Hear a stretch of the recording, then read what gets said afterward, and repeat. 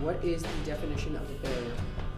The definition of a barrier. The definition of a barrier is something that gets in your way.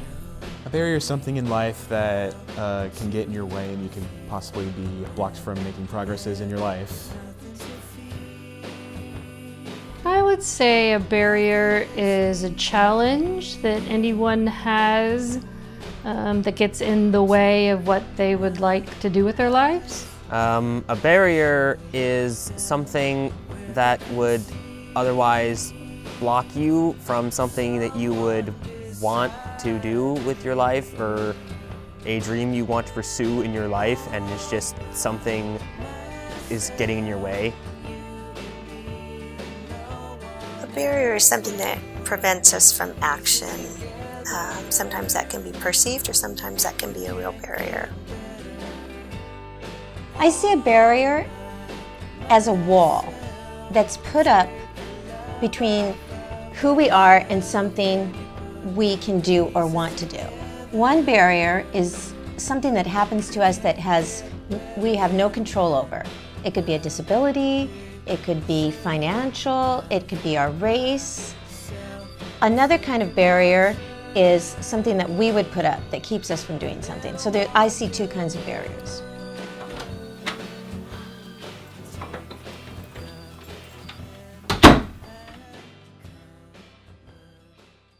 The first barrier I encountered that I can recall was being a female. I came from a very athletic family. Girls didn't get to play organized sports when I was growing up. Then as grade school progressed, they opened sports teams for girls. And the girls' teams all got all the boys' hand-me-down stuff. We got all the bad fields, we got the bad court times. I even remember wearing a boy's baseball jersey and jeans, and that's what our basketball team was issued. Kind of like, wow. So they think boys are more important than girls? I believe there was this one time where I was like 5 or something. I was picking petals off of some flowers from my neighbor. Then I got my hand stung by a bee, because apparently there's a bee in that flower. So then I was crying, ran back to my dad that was sitting on one of those lawn chairs in front of the garage. Another potential barrier that I confronted with was there was a old friend of mine that back when I was like 10 or something, we were playing with, foam weaponry, whatever the heck we had. He had a plastic bat that he accidentally hit me in the mouth with that, and my mouth bled for like a day. That's another thing that keeps me from outside to avoid any pain in general. First barrier I ever encountered was doubt. It was the number one thing for me because I've always doubted myself that I can actually do good things in the world, but actually it keeps happening to me. The first time I've ever encountered it was one time I was taking a math test in first grade, and I just kept thinking, I can't do this, this is way too hard for me, but I then did fail it actually. After having this barrier, it just kept making me feel sad, and I just kept having cloudy, dark, rainy moments. From my family, they always felt sad for me because I couldn't get through the barrier. The first one that kind of comes to my mind is that when I was a child, I was very overweight. And other kids started making fun of me. And I didn't really understand that. And so for the first time, I began to realize that people looked at how we looked on the outside, and I was treated differently. I wanted to have this certain kind of image. It kind of had been embedded to me. I remember my dad saying one time to my mom that if I lost the weight, he would dress me like I walked out of a department store. When I lost the weight, it didn't really change that many things. I got more attention, but I was still the same person inside. And the second one probably is that I grew up in a lower income household, so there was a lot of things that we couldn't do that other families could do. So those were kind of barriers that I faced. I think as I grew up into my high school and college years, I began to see that barriers really, for me, were growing up in a family where I wasn't encouraged to do very much because I probably wouldn't achieve. And it wasn't something that I came to that conclusion. It was a conclusion my parents placed on me, just saying you probably never go to college, probably never do a lot of great things. Why don't you just stay home and have a family? To realize that that wasn't necessarily true for me. And then to realize, well, how do I remove the barrier and how do I step out? Those were really big learning places for me as a young adult. When you look at barriers, whether they're perceived or real, you take that information and that spurs you to action or inaction maybe. So if I grew up feeling like I would never achieve, then that really would result in me not wanting to try or saying, well, I won't make that up, I will fail. So that was one of the first barriers and a very significant barrier to overcome.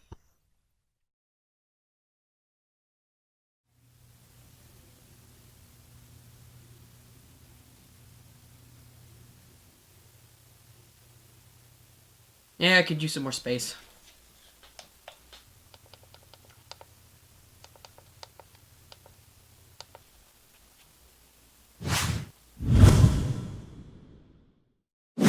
Oh, no, no, no, no, no, no, no, no, no, no, no! God! Dang it! Hey, Cole, what's going on? Nothing much. It's just, I accidentally deleted my interview with Miss Quayer off the card. Well, did you make a backup? I forgot to, and now it's biting me in the butt. Look, Cole, it's not all bad. It's not all bad. I have to redo the interview with Miss Quayer. How is that not bad? Well, you still have lots of time left, right? Yeah? Okay, well, maybe this is a good thing. Maybe you can do the interview a little bit better and make some changes. So maybe it's a good thing. Maybe. It was just a really good interview. I know, Cole, but think about it this way. Is it the end of the world? No. Is it something you can talk to her about and redo? Yes. And you still have plenty of time.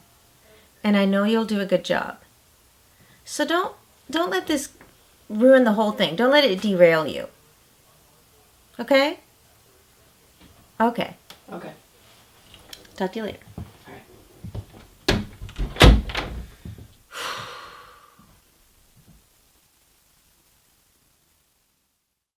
I think the hardest barrier that I did not realize I would face was when I became the parent of children with special needs. I didn't understand how people would react towards me or how they would react towards my own children. People just talked to me differently and would react to me differently, and I didn't always have people that I had things in common with, like other moms, and that was something that I had to process myself. Back in middle school, I never had that many friends. In elementary school, I had a lot more friends than I could have imagined, and I loved that. And then, like, around 5th grade, all of them kind of just left me. Going into middle school, I had like 0 friends to start off with. I was just alone for the most part. Throughout middle school, I gained all of 2 friends, Kaveh and Nathan. You know, they were really great friends for what they were. In 8th grade, Nathan decided to go to Sunset because it was a more convenient high school for him and whatever. So Kaveh was my only friend to start me off in high school.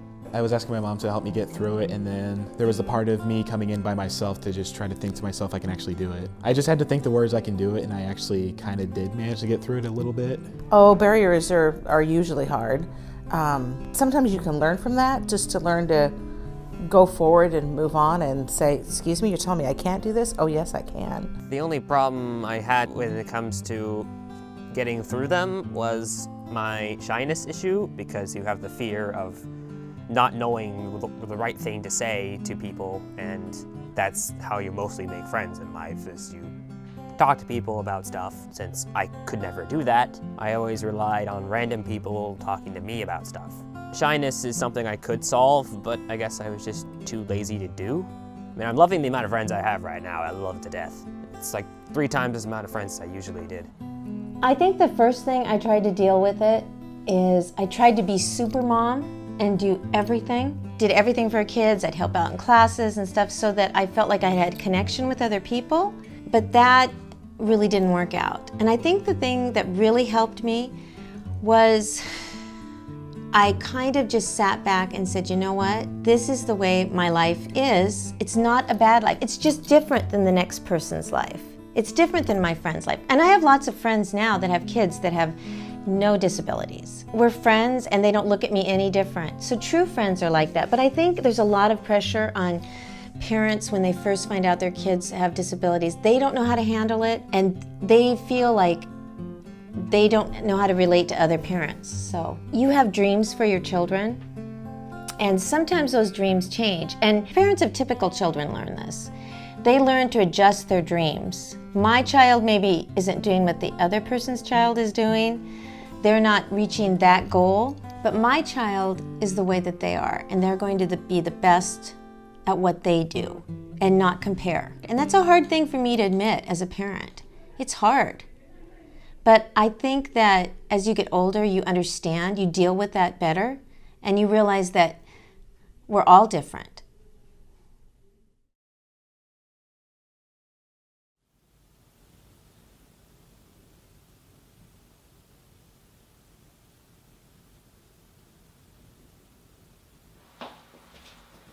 Hey, how's it going, Cole?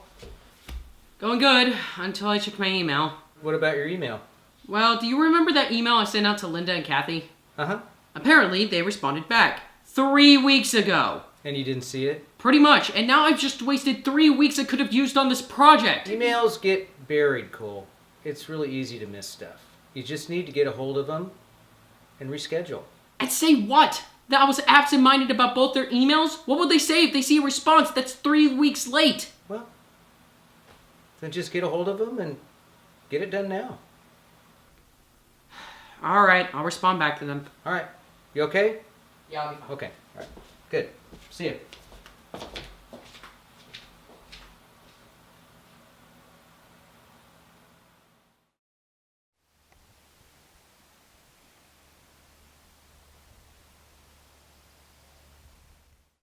The biggest barrier, I think, was when I had a child with special needs.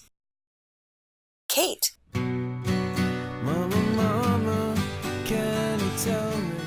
The youngest of our 4 kids, and she has Down syndrome, and she was very unintentionally born at home. It was not planned, and we went to the hospital, and about 12 hours later they were pretty sure she wouldn't make it through the night. So we had about 3 days where we prayed, and we had people praying for us, and in about 3 days they realized she was very stable. We brought her home knowing that she would have open heart surgery in just a couple months and some other surgeries, so pretty dicey.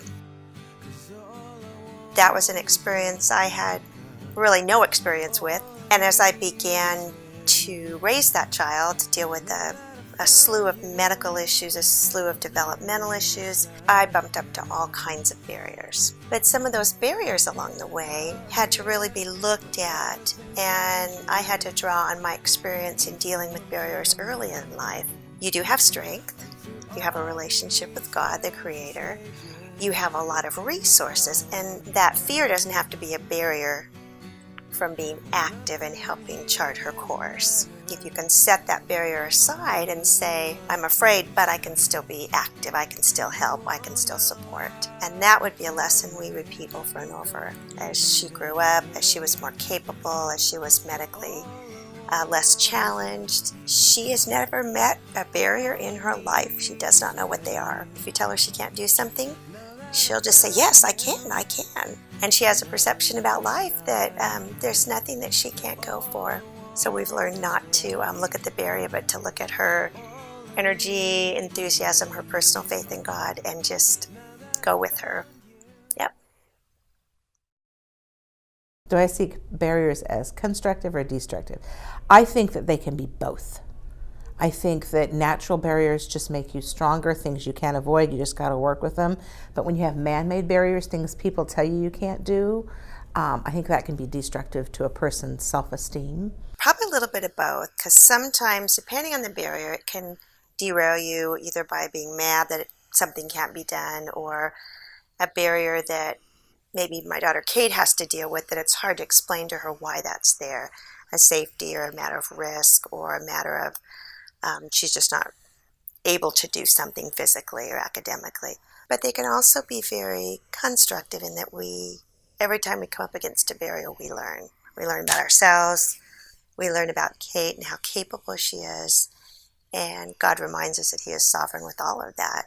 So barriers are always learning opportunities for us. It depends on the barrier. If it's a barrier I'm putting in front of myself saying, I can't do this, I'm not good enough, then in that sense, that's destructive. But it can be constructive, because you start with these little tiny steps and you work up and you work up and you work up and you work up until you jump over that barrier or that goal that was set. And you say, I can do that. And it's the same for people with disabilities or other things that they have in their lives. It can be destructive if people that don't have disabilities look at them as being different and don't accept them for who they are. It just depends on how you're looking at that barrier. It can seem like a really big wall to climb and really hard.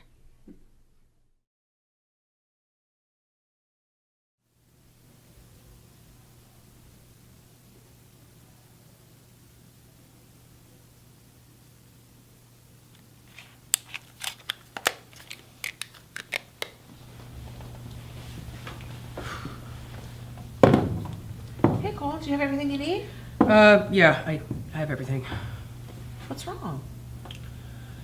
I've been kind of stressed out recently, I guess. About what? About my senior project. Well, what's going on? I thought you were on top of it. I've been doing pretty okay, but recently I actually had to delay an entire interview to next Monday. Oh, well, you got it rescheduled though, right? Yeah, I have it rescheduled, but it was because some stupid piece of equipment got messed up, and I've already delayed the project already. I mean, what if it isn't good? What if I don't get it done on time? You're going to get it done on time. You always get your stuff done on time, and it's always good. Sometimes you're just hard on yourself. And equipment fails. You know that. And you talked about barriers, remember? And this is just one of them. And you're going to get through it, and it's going to make you a better person. You can do this, Cole. Just remember that. All right.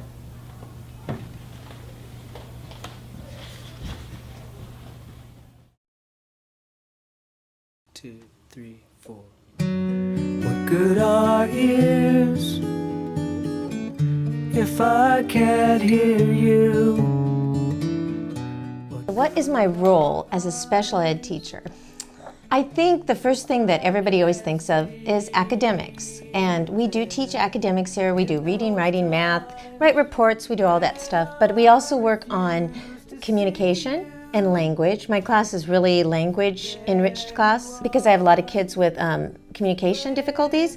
We also work on life skills and social skills and make friends and interact in social situations. We do a lot of times where we do a lot of sharing. We work on listening. One of my jobs is to help these kids, because I'm elementary, is help them get ready to go to middle school and go out into the community. I'm helping prepare them for life.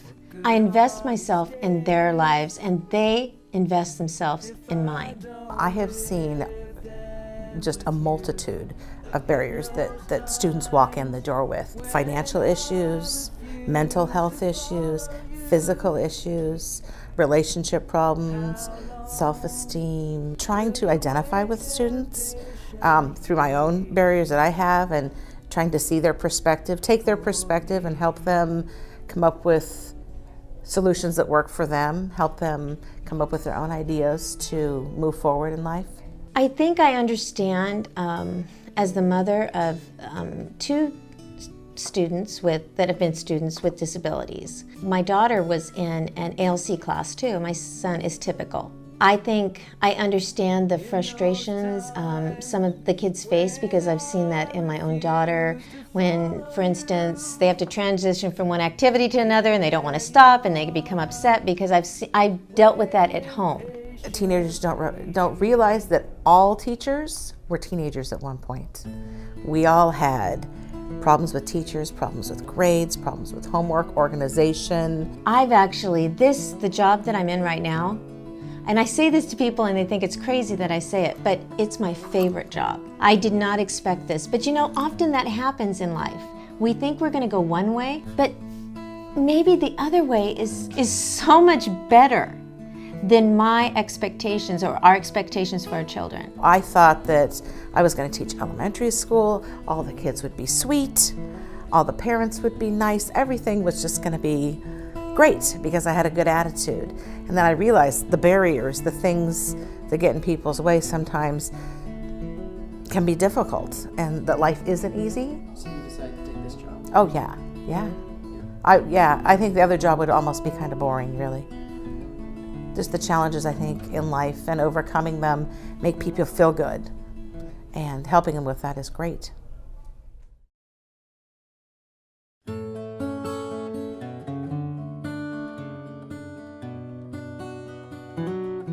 What do I do here at PACE? I'm a psychologist, a child psychologist. I work with children with social learning challenges. Usually, many of the kids we have here have a diagnosis of autism, but they certainly don't have to have a diagnosis of autism. But we work with children of all ages and all skill levels to help them through some of their challenges or barriers.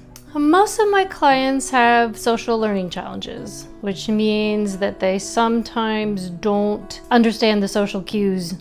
And at very young ages, that means sometimes they're missing language development, sometimes they're missing independent skills like toilet training, or in time some of my students have trouble with academic skills, but mostly it all falls under the umbrella of social learning challenges, because to the way we think, everything you need to learn falls under a social umbrella. It's how we learn from each other, that's how you glean information from the environment. There's no such thing as an autism brain. The child with autism has a brain just like every human brain. So to my way of thinking, everyone has challenges, everyone has things they're good at, things they're not so good at. When I present that to kids who can start understanding that, it makes them understand the diagnosis a little better, to say, yep, there's gonna be things that are a little bit harder for me, and there's things that are perhaps a little bit easier for me because the way my brain wires. I have a recent thought. I had cancer a couple years ago, and while I was sick, I was being treated with chemo. I had to be very careful that I did not get too hungry or too thirsty or work too hard or walk too far or sit too long. It was very difficult for me to stay just right.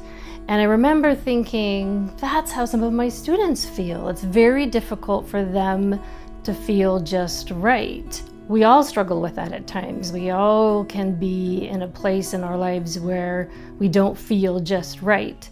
And I think that's true of all humans. So I definitely feel like there's connections we all make with a diagnosis or without a diagnosis.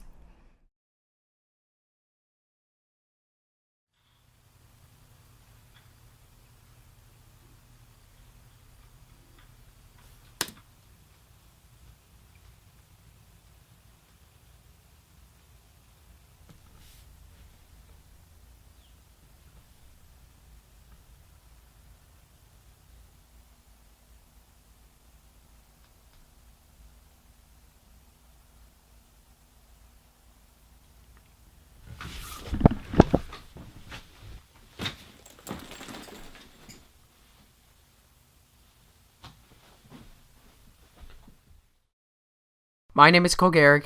I'm 18 years old, and I will now share my barriers. So, obviously, I can go over the various barriers I've had throughout my entire life, but if I discussed all my barriers, then this film will probably go on for way too long. I'll basically go over my biggest long-term barrier and my biggest short-term barrier. And in terms of long-term, that probably has to be going to school as an autistic kid. I was diagnosed with a type of autism that was formerly known as Asperger's syndrome when I was around 3 years old, and a bunch of the symptoms included delayed speech and social skills and being overly emotional. And I wasn't really worried about it as a kid because one, I didn't know, and two, when you're a kid, you're always gonna be crazy. No matter who you are, you're crazy when you're a kid.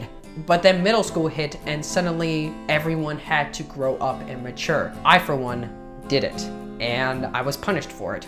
There were a ton of people in middle school who made fun of me because of the way I looked and how I acted. From people pointing at me and laughing, from people saying really mean stuff to me, and to people just downright bullying. It traumatized me so much. I must have gone to counseling like 20 times during middle school. It was that bad. So much so, that was probably the worst 3 years of my life. No joke. And a lot of the time, I just blamed it on myself because I didn't really know how to handle all these people who insulted me because of who I was. I didn't know what to do, so I just blamed it all on myself. And that went well for me. And I didn't really have that many friends either, so I kind of added onto it.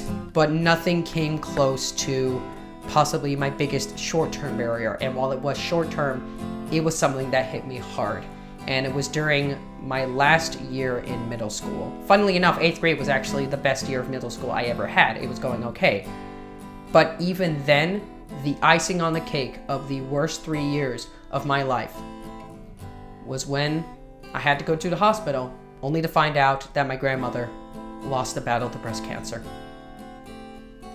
I was literally staring at her, watching her die slowly before my eyes. I was traumatized. I couldn't believe it. I didn't want to believe it. I was crying like mad. It was absolutely insane. When you see someone die right before your eyes, really, really slowly, it hits you hard. And it hit me really hard. And that was the icing on the cake of the worst 3 years of my life. Currently, things are going much better for me, but it doesn't mean that I don't experience barriers. During this film, I experienced barriers myself, such as recording fails, delayed interviews, and footage that accidentally got deleted. I mean, you've seen some of those barriers I experienced in this exact film, in the transitional scenes. And you would think that I would want a barrier-free life, a life with no problems and no worries. I can just go through my life happy. But the sad part about that is, it's 100% impossible. Do I believe barriers will exist no matter what? Yeah, I do, because every human is different. We all see the world differently. There will always be something that will come between you and your life goal or a dream you're trying to pursue. Everybody's got to experience them in life, and it's pretty much the number one thing that could possibly get in the way of people. Barriers are a part of a fallen world. Personally, those things are always going to be there. We look at race, we look at barriers of financial barriers, social barriers. I don't think life is ever easy.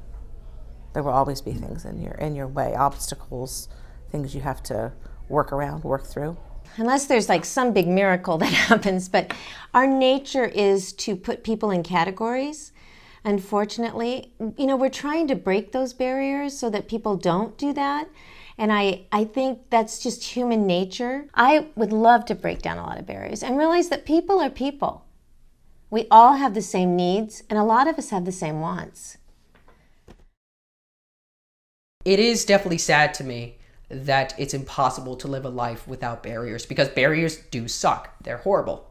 They're not fun. But the interesting thing about barriers is the fact that a lot of the time I looked at barriers as destructive. It was something that brought me down, that crushed me and destroyed me until there was nothing left. But over the years and during the making of this film, I've learned that we don't have to take barriers like that. Instead, we can take barriers constructively, as something that brings us up, as something that we can learn for next time so we don't do it again, or something that we can just let go and move on. And let me tell you, that's really freaking hard because there are so many barriers coming at us at the same time. We can't think about using barriers constructively because there are so many happening. So what am I supposed to do? Just leave my lifestyle so I can not experience as many barriers? Well, let me tell you a story about a trip that I went on during spring break this year, and one that not only showed me others who don't let barriers get in their way, but also pushed the limit of my own personal barriers. And that is when I went out of the country to Mexico.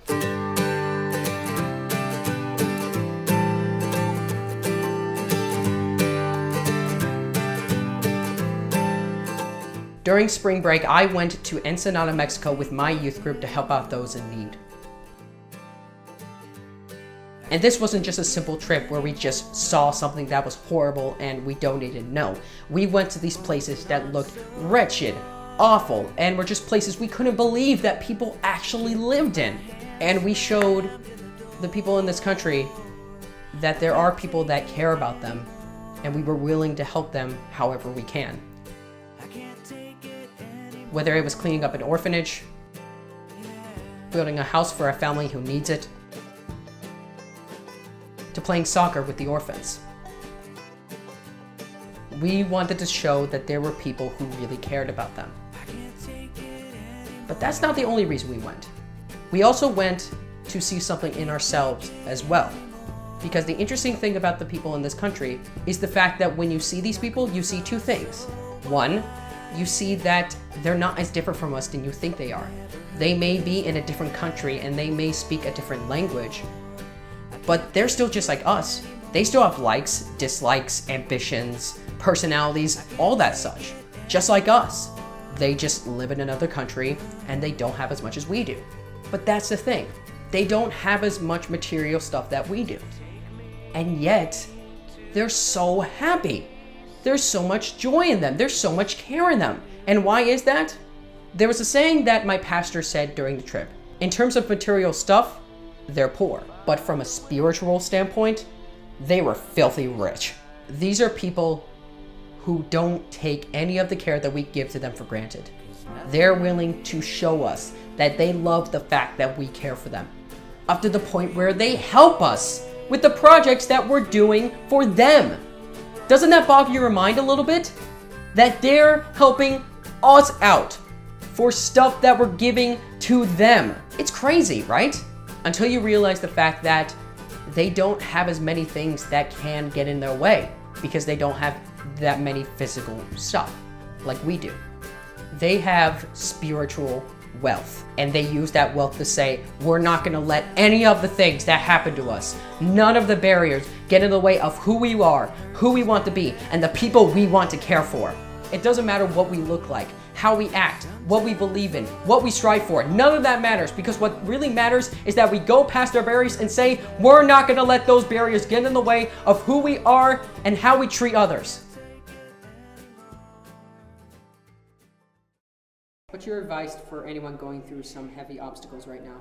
Just try to do the best you can and have faith that you can actually get through it. If you keep persevering and toughing through those obstacles and those barriers, you will eventually power through them and reach your life goals. My advice is to find somebody that experiences something similar and get into a relationship with them. Surround yourself with people who you trust and who will be honest with you and guide you and coach you kindly. Support yourself, surround yourself with people that support you, and know that there always are people on your side, and to keep moving forward. It might not be the path you chose, but there's a path forward and a path through life.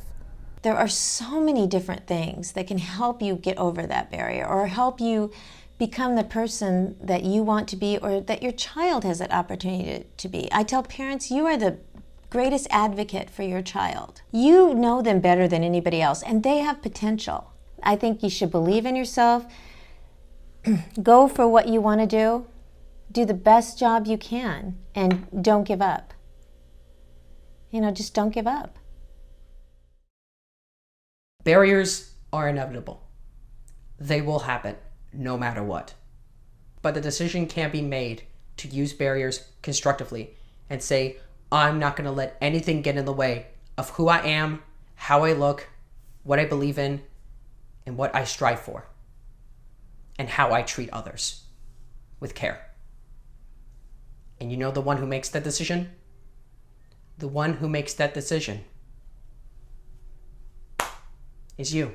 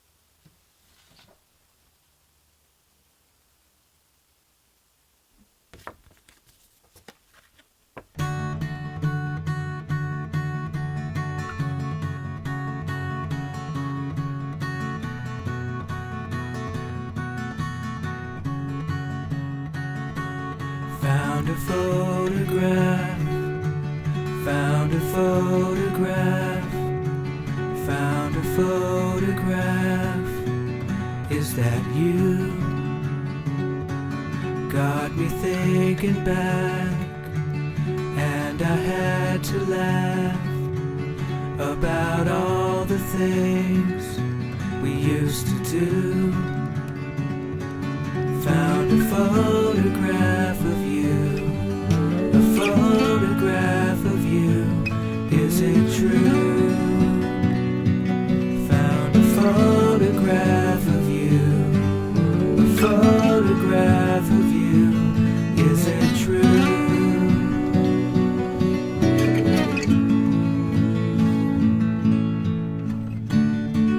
Yeah, youth belongs to you.